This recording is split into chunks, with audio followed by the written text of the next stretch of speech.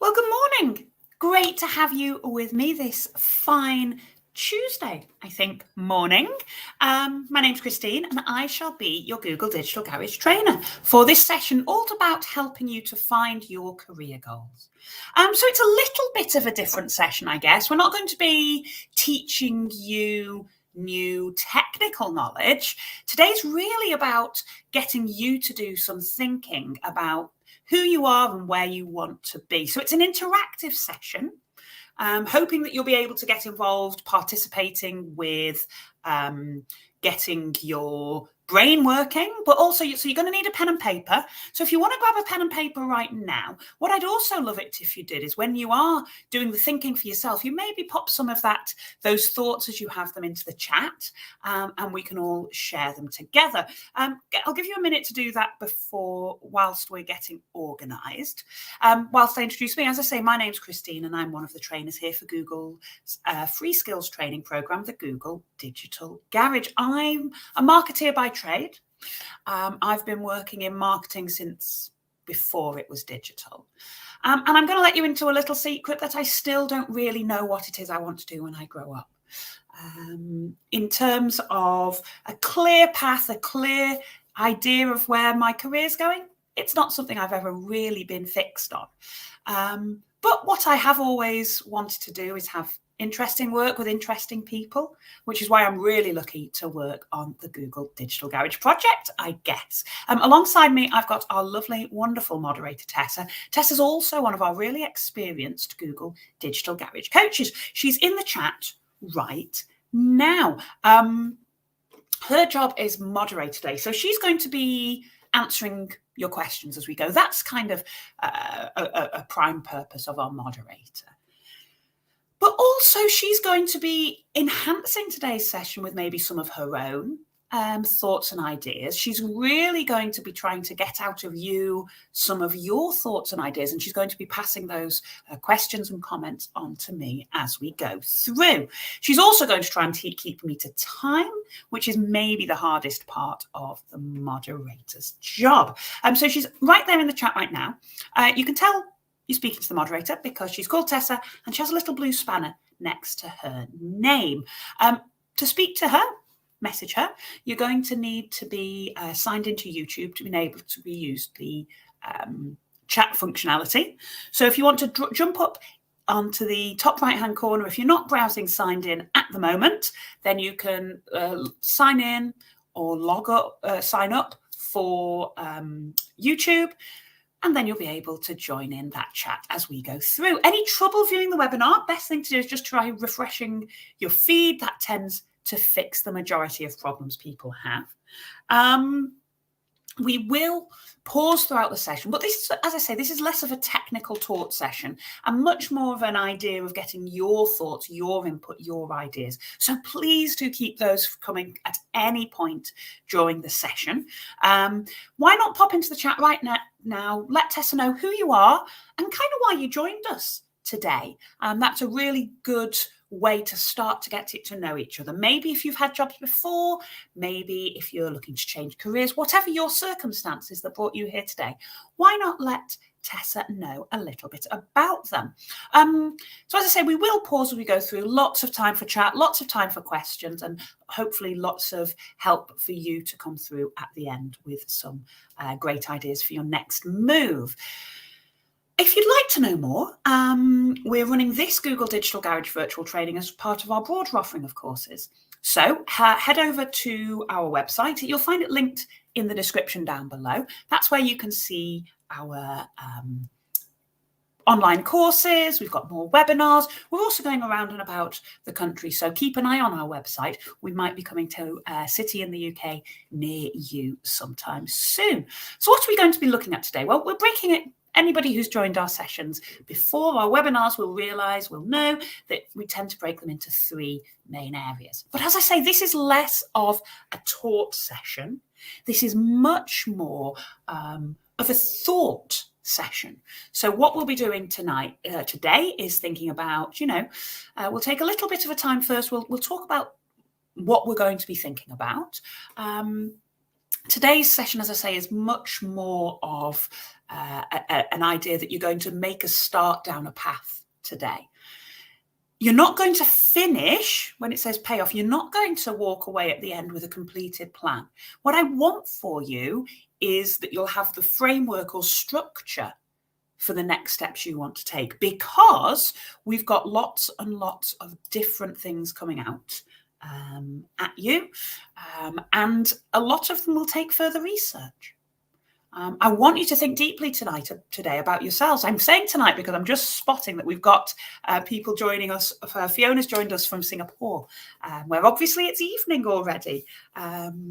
And Fiona wants to gain some knowledge, figure out a future, which is a great, absolutely the perfect session, I think, for you, Fiona. So we're really great to have you with us. But if I did say evening a couple of times, that was directly at you. So at the end of today, hopefully you'll walk away with an idea of where you want to go next and some things that you can do to start moving you towards it. You're not going to wake up or finish the end of this session ready to step into that next dream job, but hopefully you'll know the next steps you need to take and also maybe have a better idea of what your dream role actually might be. Now, something I wanted to highlight for you is a lot of people join us. And as I say, do let Tessa know why you're joining me this evening. But a lot of people are looking to improve their career prospects. Maybe you've had some circumstances which have necessitated, we've got here in the UK at the moment, we've got lots of uncertainty around around the job market, and people are looking to change their skills, to improve their skills, especially looking in the digital realm, tech jobs, digital jobs. My personal opinion is that for our children, all jobs are going to be tech jobs. All jobs are going to need some degree of digital knowledge. So one of the things that Google are doing to help are the Google Career Certificates.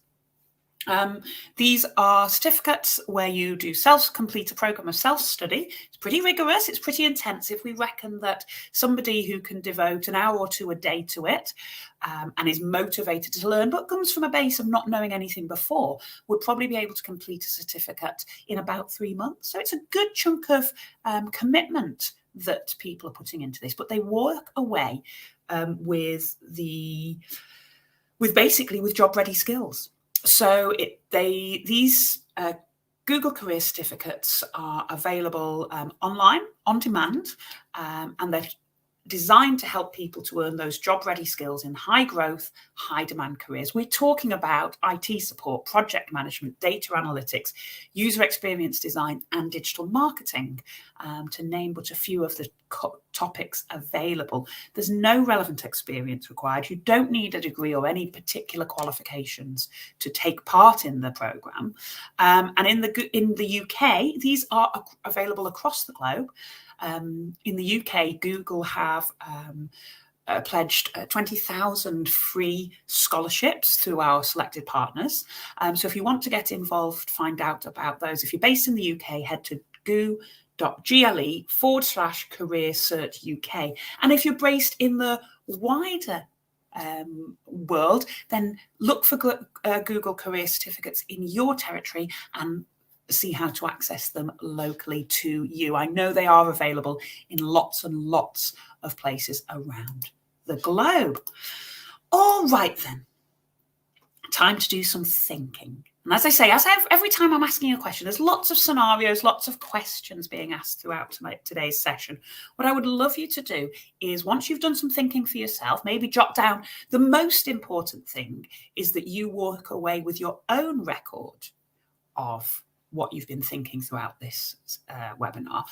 But what I will really say is, actually, if you can also please contribute to the group, that will mean that everybody's learning will be enhanced. You might spot something that somebody else says that really sparks a thought process in your own head.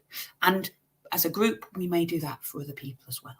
So please do keep those comments and questions and thoughts coming as we go.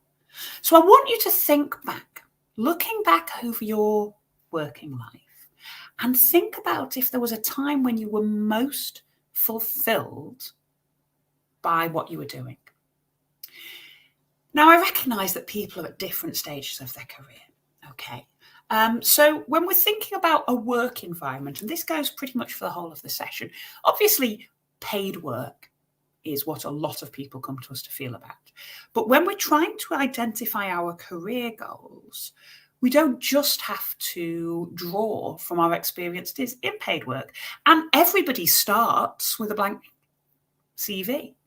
So if you're lucky enough to be young enough that you're right at the start of that journey, you might not have anything on your CV yet. You might not have done any paid work yet. Everybody starts then at some point.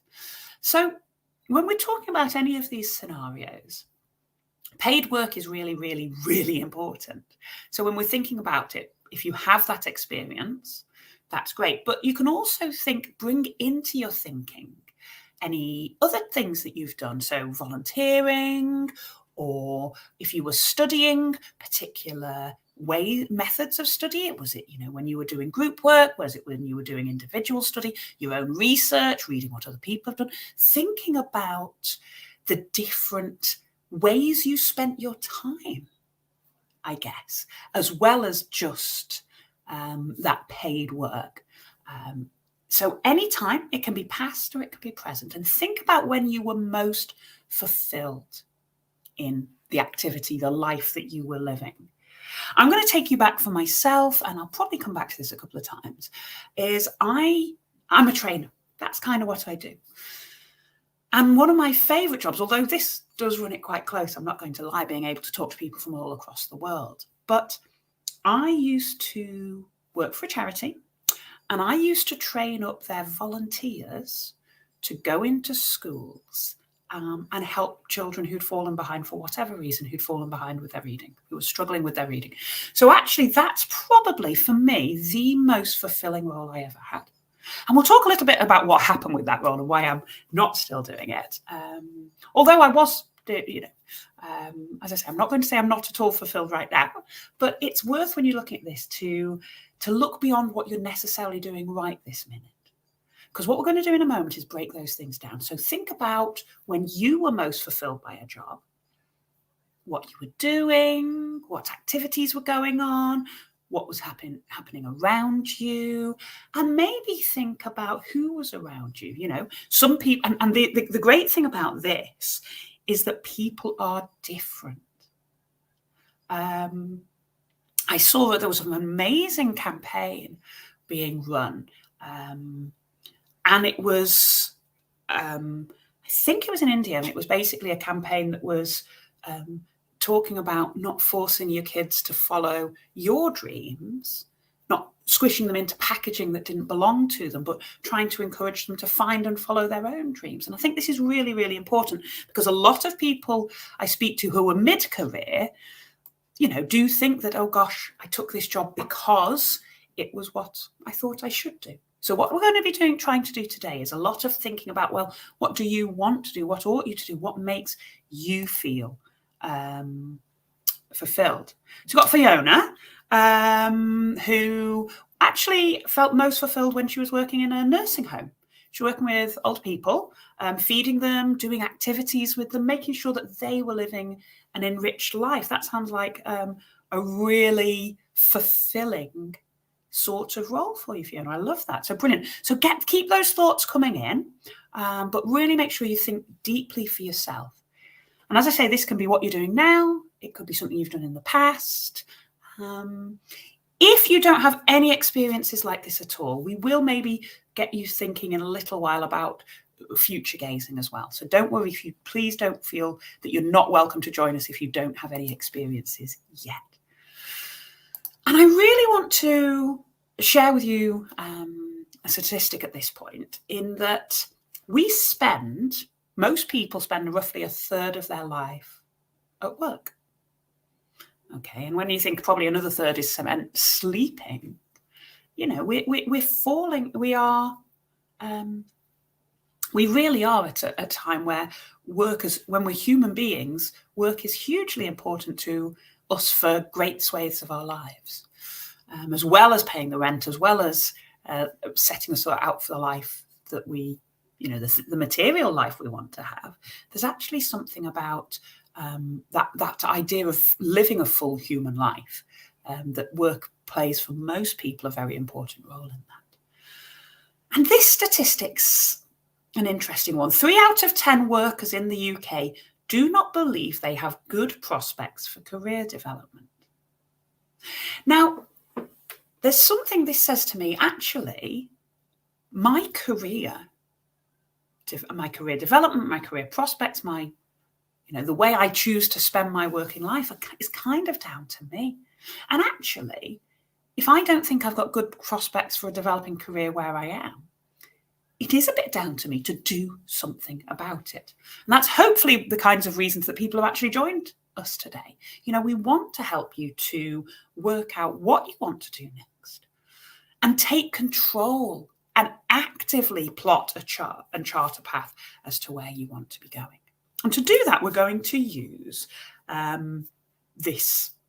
very simple model, okay? Because it's a big subject. Careers are a huge subject. There's thousands of careers out there. And people nowadays might have 2 or 3 careers running alongside each other. So I'm going to explore throughout the rest of the session this particular Venn diagram. Okay, so the first thing, these are the criteria, this method that we're going to use to evaluate what for you might be a fulfilling job. All right, so there are 3 key elements. First up is something that you enjoy. We spend a third of our lives doing this. I want it to be something that you enjoy doing. Okay. Secondly, are you any good at it? Does this play to your strengths? Is this fulfilling role going to be something that, you can be good at, you can progress at if that's what you want? It's very difficult to spend your life doing things that you're not good at. That's very disheartening. And actually, I'm not going to lie. I'm sure for a lot of people, this idea of something that they're good at and something they enjoy do kind of go hand in hand, because you're much more inclined to work at and therefore get better at the things that you enjoy. You're not going to work hard at something to get better at it if you don't really enjoy doing it. But that brings in our third element, and that's something that people value. For this to be a career, somebody somewhere has to be willing for you to pay to do it. Okay. And it breaks down. So these are our 3 elements, and where do they play out? So if it's something you enjoy doing, but you're not very good at it, nobody's going to pay you for it, then it's just for fun. Me playing football would be just for fun because I'm not very good at it and there ain't anybody in the world who's going to pay me to do it. Okay. So you can start to plot out some of the things you already do into this kind of idea. So here we have something I enjoy. If I'm not good at it and people aren't going to pay me to do it, it's just for fun. Now, I might have something that I'm good at, but I don't really enjoy it. And nobody's going to pay me to do it. So if that might be for me, it might be the ironing. I'm practiced at it. I'm good at it. I'm the best person at doing the ironing in my whole house. Because I'm practiced at it, because I have to do it. But I don't particularly enjoy it. And yeah, sometimes, stick a bit of music on, get through. It's satisfying to get through an ironing pile. But realistically, at the end of the day, it's not what I want to spend my life doing. People don't value it. I'm not good enough at it that people would want to pay me for it. I don't enjoy it. Therefore, it's what we would call a practice chore. Washing up, getting the groceries in, I don't enjoy it. People aren't going to pay me for it. It stays as a practice chore. Then we have down here, the last one of it just being your own, is something that people value, but you don't enjoy it and you're not very good at it. And I go back to myself at high school, actually, when you were doing that whole careers thing and looking at what you would go on to study. And a very, very well-paying job would be to be a lawyer, to study law and go into the law. But I was very lucky that I did a bit of work experience as a solicitor, and I found out that not only did I not really enjoy the atmosphere, I wasn't very good at, facts and remembering facts, and I wasn't very good at details And these are all things that people who wanted to go on and study law and become lawyers needed to be able to remember lots and lots and lots of facts and details and be able to recall them quickly. And they pretty much had to enjoy that kind of office environment, the wearing of the nice suit and the being in the place. So although lots and lots and lots of people value, there is money to be made there. People would have paid me, or they do pay for it to happen. As I didn't enjoy it and I wasn't very good at some of the skills you would need for it, it was just not something that would be right for me. Okay, so these three elements also start to overlap. So let's go, if I enjoyed it and I was good at it, but nobody was willing to pay me for it. Okay, that could be a skilled hobby. That would be, I'm pretty good at table tennis and I love doing it, but realistically, nobody's ever going to pay me to be a table tennis champion. Okay, so skilled hobbies, a lot of people find that, things like gaming will fit there, although that some people sometimes can make a living off gaming. The majority of people, it's something they enjoy doing, they're good at, nobody's going to pay for them. For a lot of people, football or other sports are that sort of thing. Okay, it might be your knitting, it might be your cooking. You might be good at it and you enjoy doing it, but there isn't a market for it. So for this to be a career, somebody has to pay for it. Okay.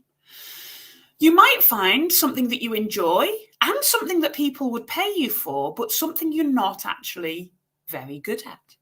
And that there becomes a low-skilled job. You're never going to go up through it. If you're not very good, even though people do get paid for it, if you're not very good at it, you're never going to move up, and it's never going to be, you're never going to move through the ranks, and so it will stay as a low-skilled job. Now, that might be all right, if low-skilled job, if the, but if you're not particularly good at it, I'm not going to lie, I do think those two play so closely together. A harder place that we find is when it's something that people value. So there is a market for it, people do it. Okay, so something that people will pay for, something like that lawyery stuff, actually, maybe. And maybe you're pretty good at it. Maybe you've studied hard and you've got yourself, but actually you don't enjoy it. Where those two things come over, you're going to find a boring job. And this is a really, really hard place to be. And lots of the people who are in the middle of changing a career, or they've got to a certain point in their career and they realize that they're spending a third of their life doing something they just don't enjoy. And I think maybe if I had knuckled down and studied, and had that for my family saying, this is what you should be doing, we're going to, that actually where I might have found myself would have been here with that being a lawyer. People do value it. It's very lucrative. I can pay my mortgage. And people get to halfway through their career and realize that they've been doing what they've been doing for everybody else. Okay. And that's a really difficult place to sometimes try and make that change. Because what we want for you is to find yourself a spot in this magic middle. All right. And this magic middle is where you've got something you enjoy, something you're good at, and people will pay you for it. That's where we'll find a fulfilling career, one that will pay our rent, that we will enjoy doing, and that we get the satisfaction of being good enough at it that we will be able to access the top reaches of it. So what we're going to do is we're going to take these things in turn. This is based on, this particular theory has been simplified from the Ikigai method. And we're going to take things in turn. We're, first of all, separately from the others, we're going to do what I just did, really, and think about what we have that we enjoy, think about things we're good at, things that people value, and then see if for you, we can help you to find your own individual magic middle as we go. So this is why I was saying, we're going to set you off on a path today. You're probably going to want to do some deeper thinking, some reflective thinking. It might be a case we'll come up with lots and lots and lots of homework for you to do as we go. And you can pop an answer to this in as you go. But when people were asked, so Psychology Today asked people what motivated them in their work. All right. And just top of your head, pop a quick one-word answer. What do you think is the top motivator for people at work? Let Tessa know what you think that is, because it actually might not be what you think it would be. Obviously, we have to earn money to survive. But for most people, once they go past that base level that we need to buy the basics, so food, water, shelter, Wi-Fi, once we've got all those things, what actually motivates us to turn up every morning, to improve our performance and strive to do that really good work? Loads of people will say that it's money. We obviously go to work for the money. But actually, there are lots of different ways that people can earn a living. And what motivates them to keep going, to keep improving, to keep showing up every day, is actually kind of recognition. So it's a recognition both for yourself and from other people that, you know, what we're doing is for it to be fulfilling, it's important, it's enjoyable, and actually being recognized as somebody who knows what they're doing, who's doing a good job. That in itself is a much ongoing, long-term, it's what makes work fulfilling. So we're going to focus on things other than money for the rest of the session. We realize money is important. We all need that basic level. But actually, what I want for you is something more than just a job that pays the bills. It's about finding that career you love and spending that third of your life doing something that you're good at, you love doing, and will pay those rents as well. All right, so I'm just going to check in with Tessa. And I know she's in there with the chat. I can see the chat's really busy, so keep that chatter happening. As usual with this one,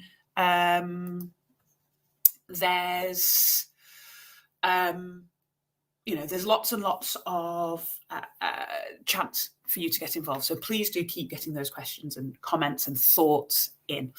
So we're starting with the first circle. All right, so something that you enjoy, something that you find pleasure in doing. All right, and we're going to do this through the medium of an exercise. So pens and paper at the ready. What I'm going to do is I'm going to walk you through a set of 4 questions. And the first thing I would advise is probably when we get to each question, you're not going to get all of the answers in the few minutes we've got together to do this. For a lot of people, being able to reflect. I'm a reflective thinker. If you ask me what I think a good answer to the questions coming up would be, I'll come up with an off the top of my head answer. But actually, the real insightful answers will probably come in a couple of days when I'm doing the ironing. Okay, and I can turn my brain off and just focus on the task. And actually, my subconscious might help with some of that deeper thought. So when you're doing this, pop the question at the top and then put some of your initial answers down. What I would also do would be leave lots of space on the page to add to this later and let your subconscious work on this over the next few days. All right? And you're going to learn things that might change the answers you initially came up with or make you challenge those answers. So first of all, in a moment, I'm going to show you 8 phrases. So maybe actually the thing to do is to start by writing out the phrases so you can remember them. And then I want you to pick out all of these things that I'm about to show you that describe the work that you enjoy. All right? Because what we've got here, so secure, stable work, having ideas, helping others, these are the sorts of, when you boil down most work, it comes down into most tasks, most activities, most work-based ways that you spend your time. You can distill them into a number of phrases. So these sorts of things are things that with repeated research, people have said that they tend to enjoy from work. All right. We haven't plucked them out of the air. These are based on the work of Professor Edgar Schein, who's been working on this since the 1970s. They're pretty well tested, and they've, as I say, they've been distilled over time. So look at these phrases and think about what you enjoy doing at work. So looking back at the volunteering that you've done, the paid work that you've done, if you're right at the beginning of your career, the studying work that you've done. Or if you've maybe taken a career break, you can either think back to the paid work you did before your career break, or actually career breaks give us lots of different things. They might not give us the paid work experience, but they do allow us to expand our life experience.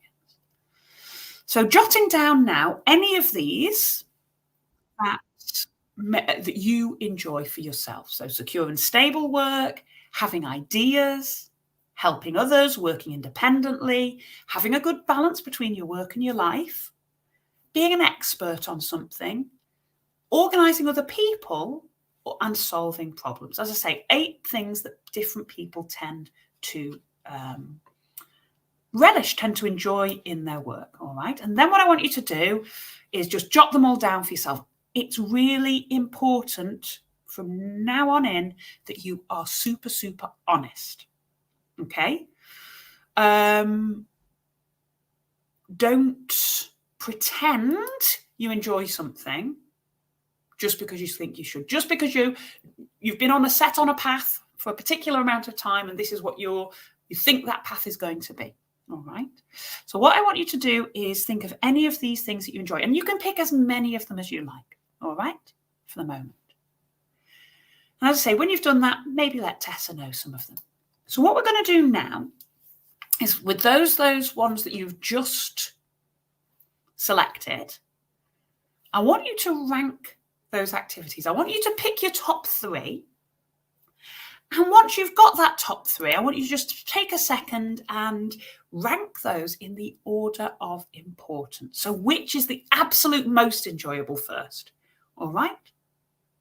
So if you've written them all out, you could put a 1, 2, and a 3 next to the ones that you've written, or you can take, depending on how your brain works, you might want to bring them down and write them out again. You might even start to,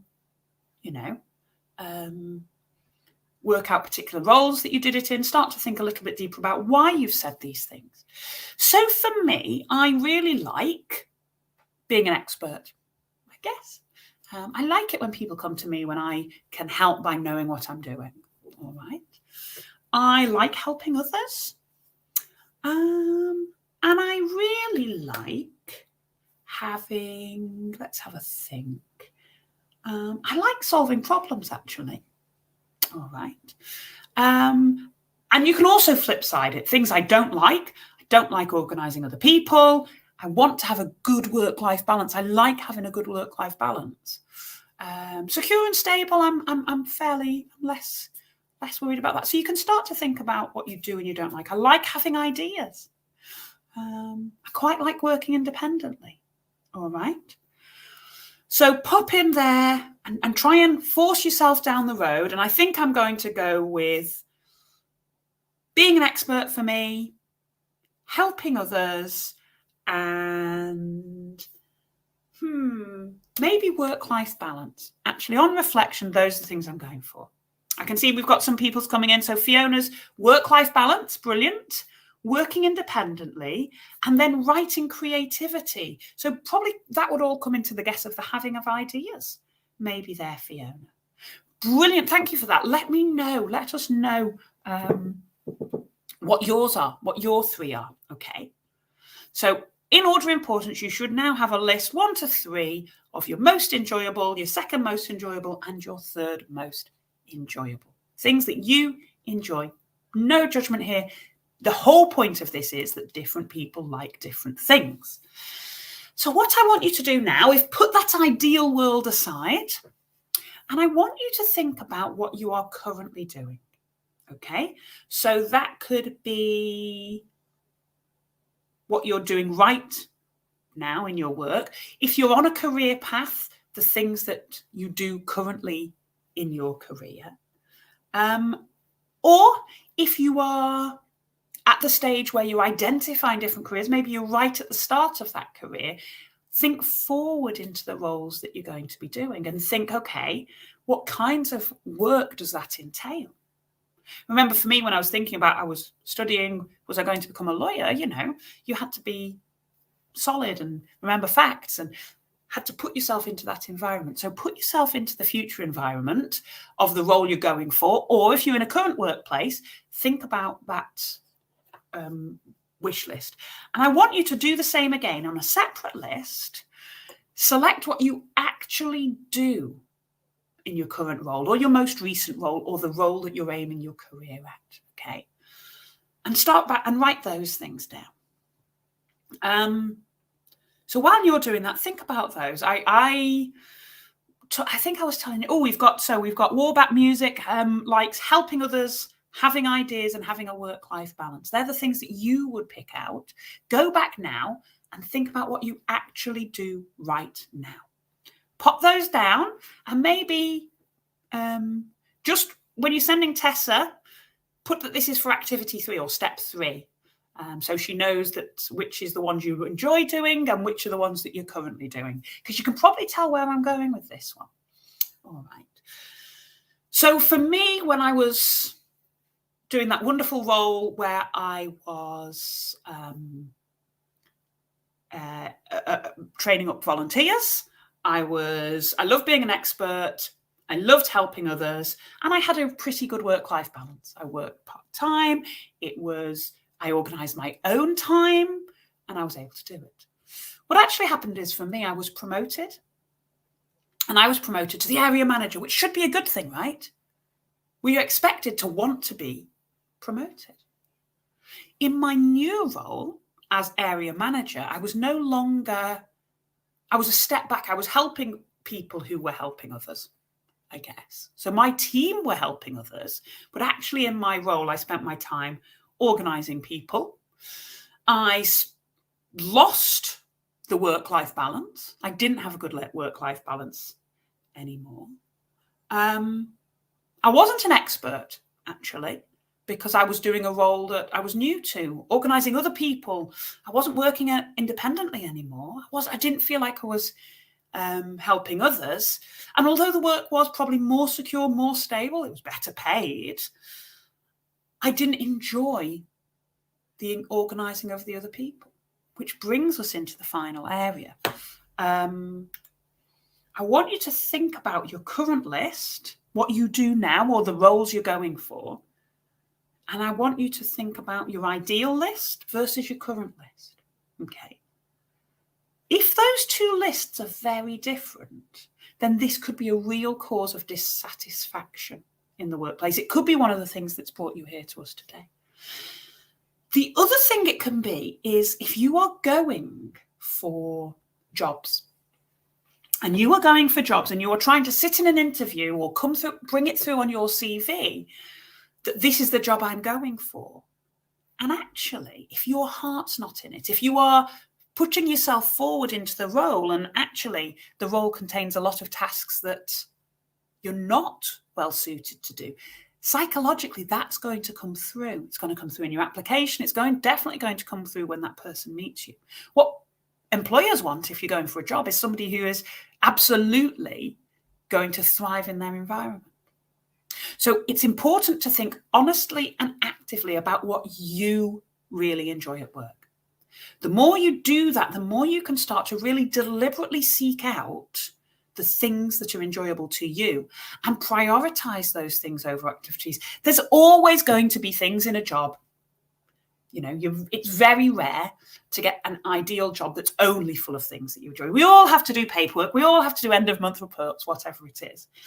But actually, if there's wide differences between the lists of what you enjoy and what you're actually doing, then that's where it's a great time to start focusing on trying to find a job that you might well be happier at. Okay. So just looking back at that, I can see Fiona's given me both. Thank you for that, Fiona. So we've also got Rishna, who's got work-life balance, solving problems and having ideas. Brilliant. But Fiona's given us, remember Fiona's list was work-life balance, work independent and being creative. So maybe that's having of ideas. And your current list is work-life balance, tick, good, helping others. Okay, so instead of working independently, you're spending a lot of time helping other people, and secure and stable workplace. So doesn't feel to me, Fiona, there that there's a good chance for you to be creative in your time. might be something to start thinking about when you're plotting those future careers. It's a really useful exercise. And as I say, do feel free to come on back to that. All right, I can see there's no real questions coming through that Tessa can't answer at the moment, which is usual when you work with Tessa. That's what's happened. So let's go on to our next idea. The next circle is to find something you're good at. So let's park for now things you enjoy, and we're going to help you to explore things that you're good at. And there's a reason for doing this. Okay, so little bit of theory now. All right, so I'm going to talk about a well-researched,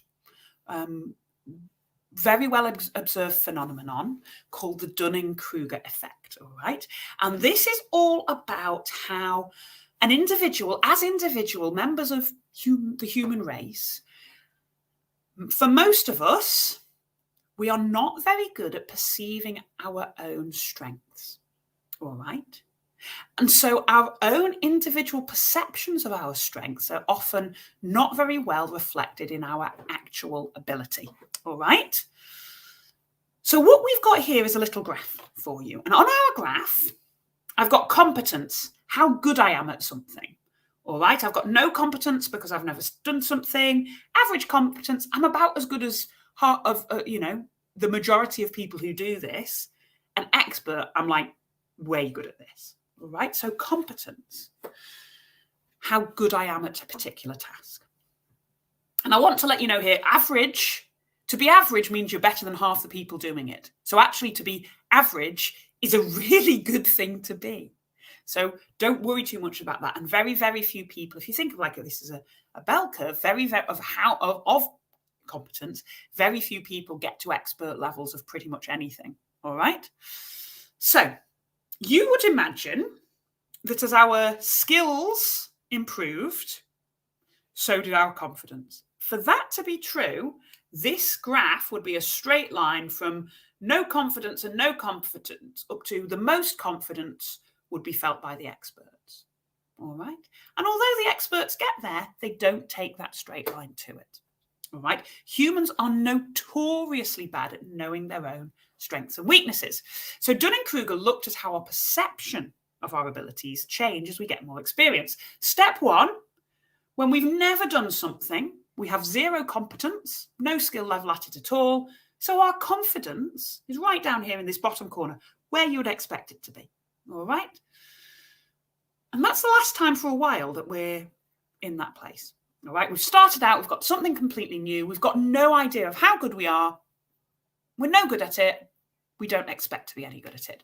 Next, maybe we learn a little bit about something. Maybe we've decided to learn the guitar. We've mastered our first chord change. Maybe we've got 3 chords together to make that first Beatles song.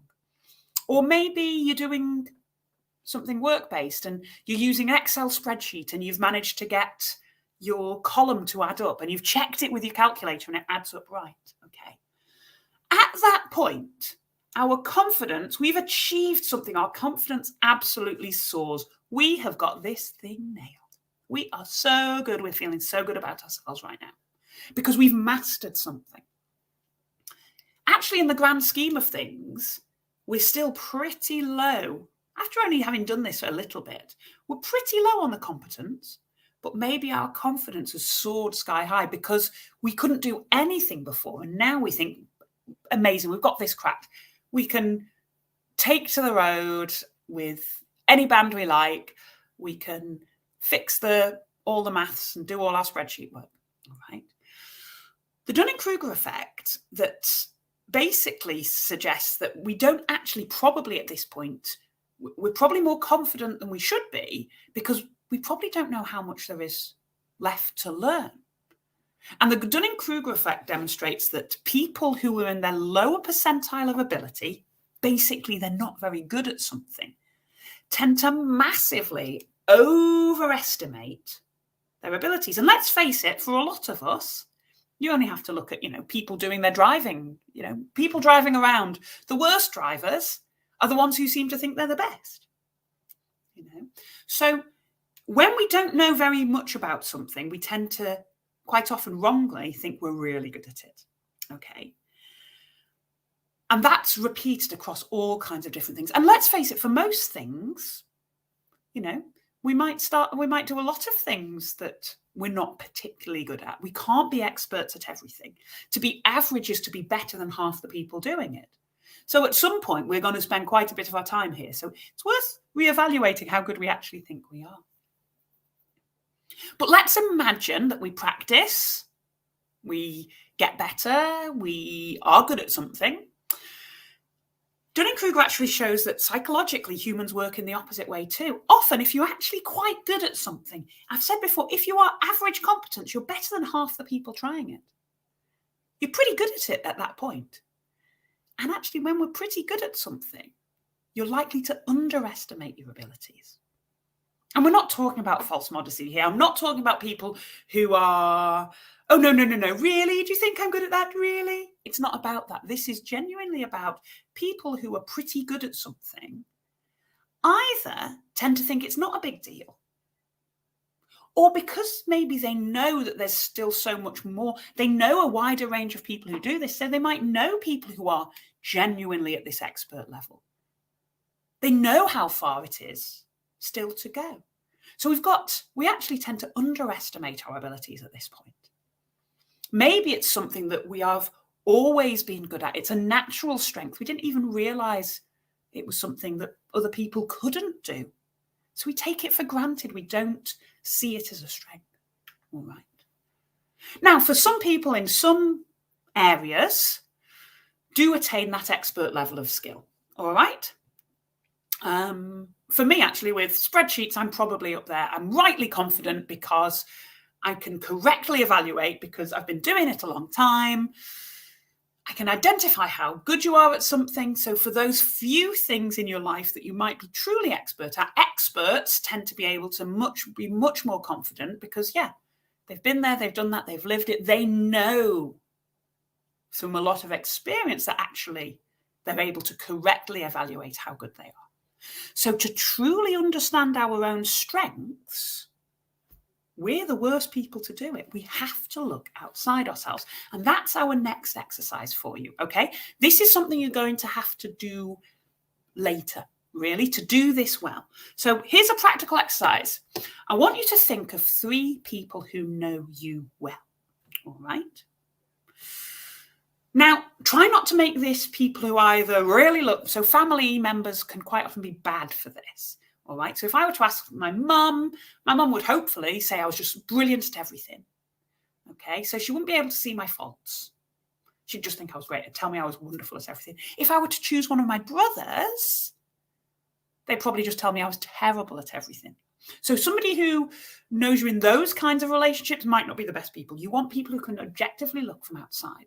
So it could be a friend, it could be a neighbor, somebody you work with, somebody who's been your boss, somebody who's been a colleague, somebody who, if you've had reports, has reported to you.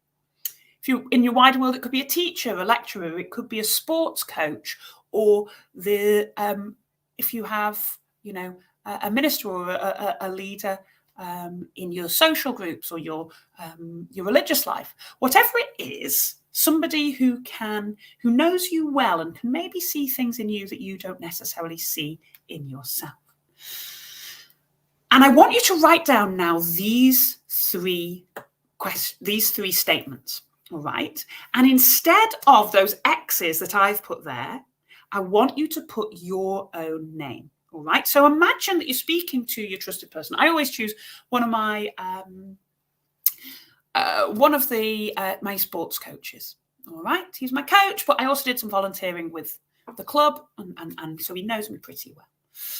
And I always ask Christine for help with. All right. So this isn't about what you would ask them for help with. It's what they would ask you for help with. Imagine you speaking to that trusted person. So my sports coach might say, I always ask Christine for help with getting the social media posts, letting people know when training is. All right. So I would hope that they would say, Christine knows a lot about marketing. Christine knows a lot about talking to new people. Because for me, I would hope they would always ask Christine to help when somebody new came to the club to make them feel part of the team. All right. So your name goes where those X's are. Give you a couple of seconds for that. I want you to think about, from that person's point of view, about maybe a little bit more than just the work stuff. The one I mentioned was you can always ask Christine to welcome new people into the club. We often don't think that actually being good with people, being welcoming, being friendly, making sure everyone else is okay, socializing, coming up with ideas, being creative, getting the structures in place, making sure things are organized. I want you to think deeper than just those work skills. It might be that you make a really good cup of tea and you're always willing to make time for a chat. Those are actually facets of our personality that we might not even realize are strengths. All right. So think about things like subjects you like. Think about things you like to read about, things that you do that aren't work related. All right. And my strong suggestion is you jot down these questions and you call up and have a cup of tea, have a catch up with those people, those trusted people in your life, and ask them what they would say about you. So don't just project what you think they'd say from behaviors. I know they always ask me to help out. Oh, maybe that thing makes them think I'm good at this. But actually ask them, and you might be really surprised. So there's your next piece of homework. Book yourself some time over the next couple of days, next couple of weeks with some of those. It's a great time for a Christmas catch-up, great time before the end of the year, and have a chat and tell them what you're doing. Tell them you're looking to identify your own strengths and see what they say. You might be really surprised about things that you don't even realize other people value in you. All righty, I can see we are no questions as needed. So let's carry on because I want to take you through our final circle. And the final circle's a little bit obvious, I guess. It's finding something that people value, okay? Something that there's a market for, something that someone somewhere will be happy to pay you to do, all right? So here we've got Abigail, and we've got a few stories here. I'll take you through a couple of them where people who followed their passions to find fulfilling work. So they went through this kind of idea, all right? So Abigail worked in technology at a large entertainment business. But actually, what she loved doing was baking. And she used to make cakes to bring in for her colleagues, right? She loved doing it. And actually, they were pretty good. So imagine whenever it was somebody's birthday, you knew that Abby would make the cake. What then started to happen was people in other departments, for starters, they'd make sure they always had a reason to be in Abby's department when it was somebody's birthday.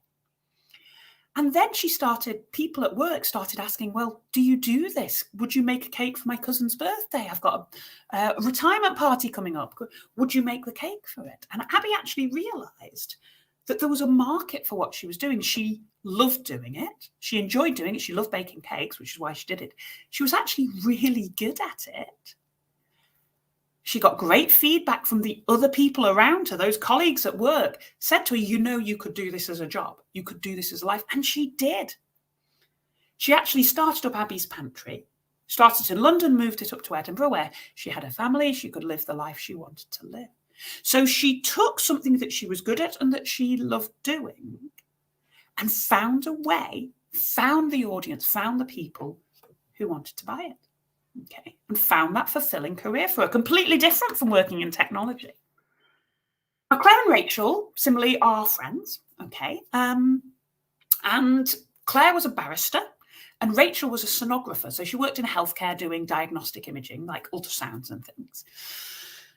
And they knew that they wanted to do something different. They wanted to work together and they wanted to have their own kind of business.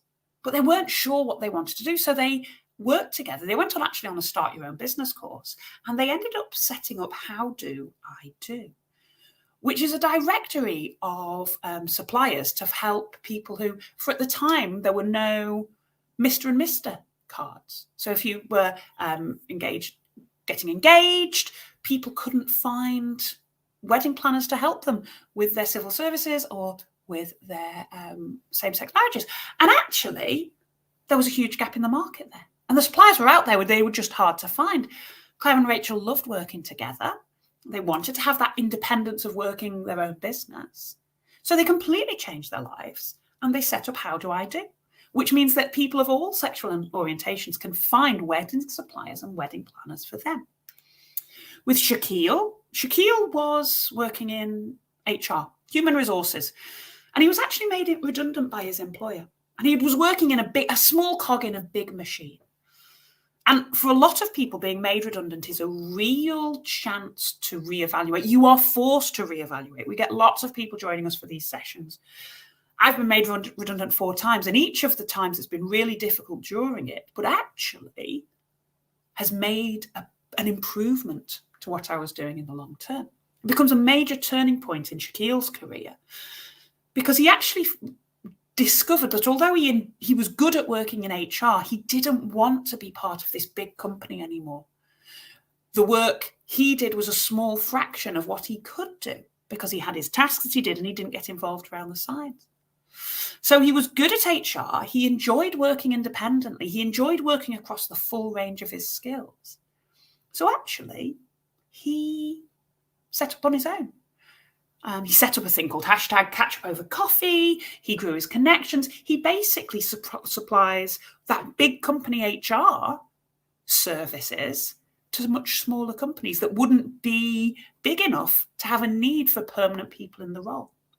So he found he could use his big company skills to help smaller companies. He could work independently, which he loved, but he was still good at. So he found those smaller businesses that could pay him to do what he loved to do and was very good at as well. Okay. So final exercise for you right now is to think about for you, where you know what you're good at, you know what you enjoy doing, how could you get paid to do that?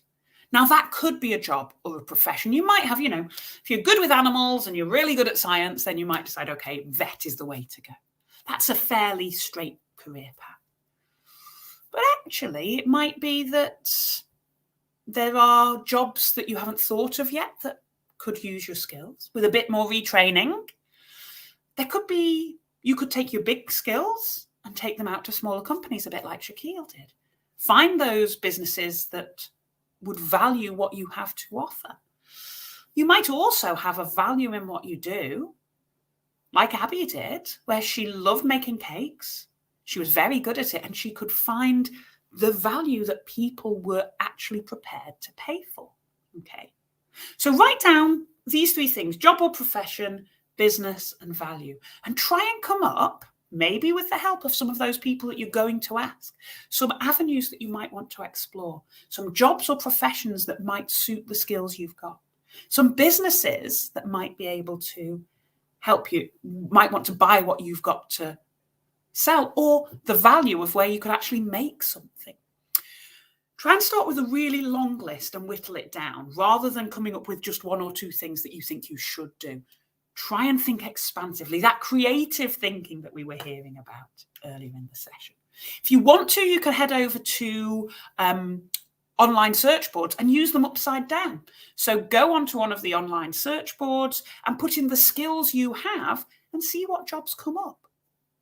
Rather than searching for the job name and seeing what skills, or search for a job name and see what skills it has. Different websites you can use. LinkedIn, fantastic for careers. Do It and Charity Job are both focused. Do It's around volunteering, and Charity Job are around lots of charity opportunities. So check out not just those, the work-based job boards. Think a bit wider. Quite often you can get experience in charities by volunteering that you wouldn't be able to get without in a paid role straight away. And your final piece of homework is to write this down.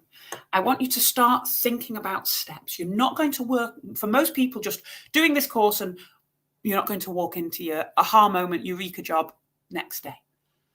But I want you to be thinking about every day making some progress. So what are you going to do today?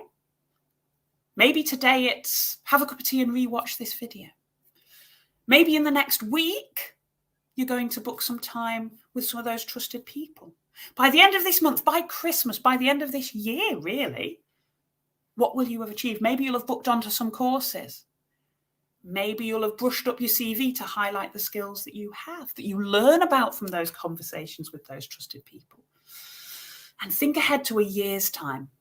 By the end of 2023, what do you want to have done? What will you have achieved? So today, make some decisions today. Start taking actions as of today. What are you going to do next week, next month, and for the whole of next year? All right, we're running out of time. So what I'd like you to do is pop into the chat what your next steps are going to be. Hopefully, as I say, it'll be on that day, week, month, year idea. We've also got webinars around building your CVs, looking at cover letters, building a personal brand that are going to help you with your career skills. We also have lots of things about if you want to set up your own business, you're going to need some digital marketing, some website advice, some getting yourself found online. We've got lots of things to help you there. So do check out our website. If it's around training and digital skills you want, head to goo.gle/career search UK for, if those based in the UK, to look for those Google Career Certificates in those high demand skills. If you're outside the UK, do search for Google Career Certificates in your area, because as I say, we are running these globally, that I do know. Other than that, thank you so much for your time today. It's been my pleasure to take you through, to be facilitating your learning today. I've got to wrap up here. I'm completely out of time, but I hope you found the session useful. Huge thanks to Tessa for holding everything together. She's been a fantastic moderator. I'm sure you'll all agree. We've got lots more Google Digital Garage webinars coming up in all kinds of different subjects. So if you want to check out the schedule of webinars, do that at our website, linked in the description below. Otherwise, thank you for joining me today. I look forward to welcoming you again to another Google Digital Garage training session sometime soon. Have a wonderful rest of your day.